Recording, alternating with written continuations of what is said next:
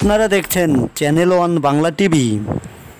বিশ্বকবি রবীন্দ্রনাথের কাচারি বাড়ি প্রতিশোর আত্রাই নওগাঁ। এখানে উনি বর্ষার মৌসুমে বজরায় চড়ে আসতেন। এখানে এসে অসংখ্য কবিতা, গল্প, উপন্যাস, গান লিখেছেন। যেমন আমার পিছনে তাল গাছ এক পায়ে দাঁড়িয়ে। এই তাল গাছটি বিগত দিনে 1968 সালে কি 66 সালের ঝড়ে পড়ে যায়।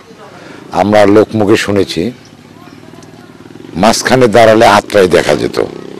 এই কারণেই বোধহয় কবি সেই সময় তাল গাছ এক পায়ে দাঁড়িয়ে সব গাছ ছাড়িয়ে উঁকি মারে আকাশে।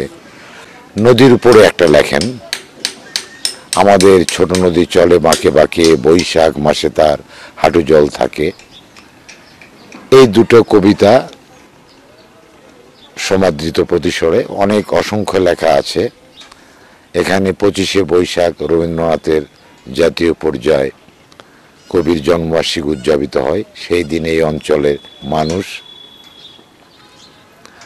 উৎসবে মাতোয়ারা হয়। এখানে দেশ বিদেশ থেকে অনেক কবি, সাহিত্যিক, লেখক, আলোচক আসেন।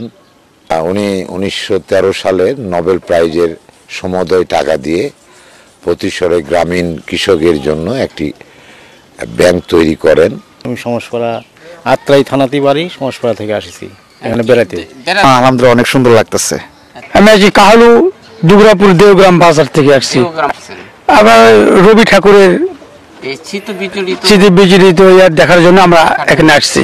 হ্যাঁ, অনেক সুন্দর, ভালো লাগলো, আমাদেরকে অনেক সুন্দর লাগলো। মানে আগের ইয়াটা এখানে দেখতে পেলাম, অনেক আগের ইয়াটা।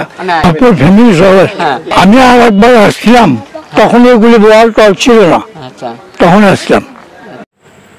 চ্যানেল ওয়ান বাংলা টিভি, সময়ের সাথে এগিয়ে চলা।